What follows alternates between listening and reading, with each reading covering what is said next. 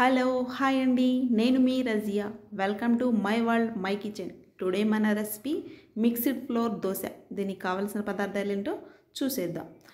1 cup బియ్యం పిండి, 1/2 cup రాగి పిండి, 1 కప్ బొంబాయి రవ్వ, 1 కప్ గోధుమ పిండి, 4 పచ్చిమిర్చి, కొన్ని కరివేపాకు రెమ్మలు, 2 ఉల్లిగడ్డలు, కొంచెం జీలకర్ర. ముందుగా మనం ఉల్లిగడ్డల్ని బాగా సన్నగా తరుక్కోవాలండి. ఎంత సన్నగా కట్ చేస్తే మనకు దోశ వేసుకోవడానికి అంత పర్ఫెక్ట్గా ఉంటుందన్నమాట. చాలా సన్నగా నీట్గా కట్ చేసుకోండి. తర్వాత పచ్చిమిర్చిని కూడా సన్నగా తరుక్కోవాలి. ఒక గిన్నె తీసుకొని గిన్నెలో 1 కప్ గోధుమ పిండి, 1 కప్ బియ్యం పిండి,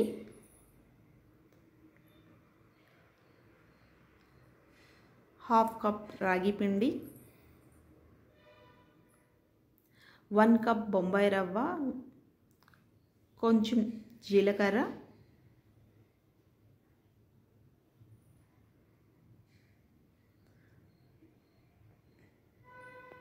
రుచికి సరిపడినంత సాల్ట్.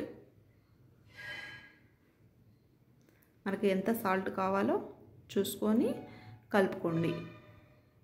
తర్వాత ఈ మిక్సీని అంతా బాగా మిక్స్ చేయండి.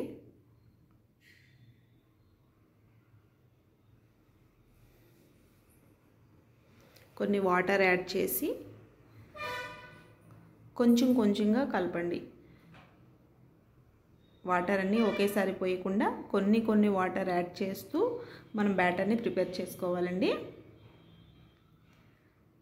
ఇంకొన్ని వాటర్ యాడ్ చేద్దాం. ఎక్కడ ఉండలు లేకుండా బాగా కలుపుకోవాలండి. ఇది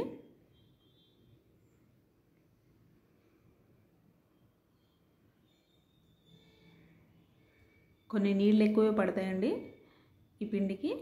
బాగా ఒకసారి నేను చూపిస్తున్నాను చూడండి ఎంత పల్చగా ఉండాలో. దోశ పిండి కన్నా ఇంకా కొంచెం పల్చగా ఉండేలాగా చూసుకోండి.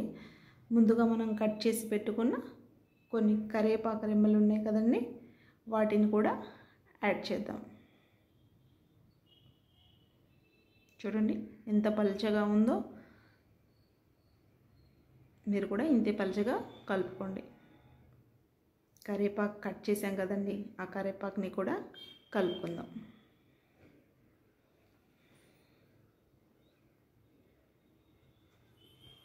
బ్యాటర్ రెడీ అయిపోయిందండి.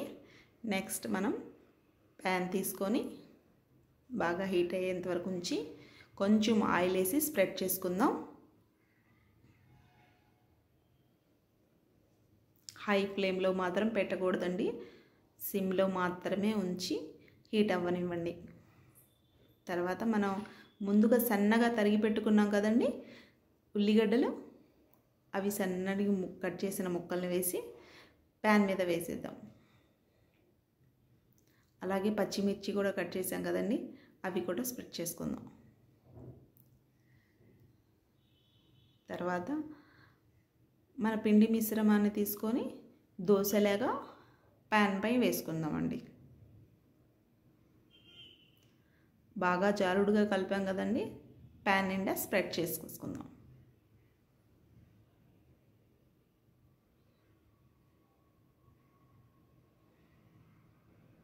ఎక్కడ మనం హీట్ మాత్రం లోలో మాత్రమే ఉంటుందండి. పైన కొంచెం ఆయిల్ వేసుకొని సిమ్లో పెట్టి ఉడకనిద్దాం. 2 మినిట్స్ తర్వాత చూడండి పెనానికి అతుక్కోకుండా ఉంటుంది. ఇప్పుడు మనం దీన్ని తిప్పేద్దాం. చూడండి ఎలా కాలిందో మన దోశ. దూరగా తిప్పేసి అటు ఇటు 2 వైపులా కాల్చుకొని తీసుకుంటే దోశ రెడీ అయిపోయిందండి. ముందుగా మన ఛానల్ ఎవరైనా చూసేవాళ్ళు ఎవరైనా ఉంటే సబ్స్క్రైబ్ చేసుకోవడం మర్చిపోకండి. వీడియో కానీ నచ్చితే లైక్ చేయండి, షేర్ చేయండి. Thank you.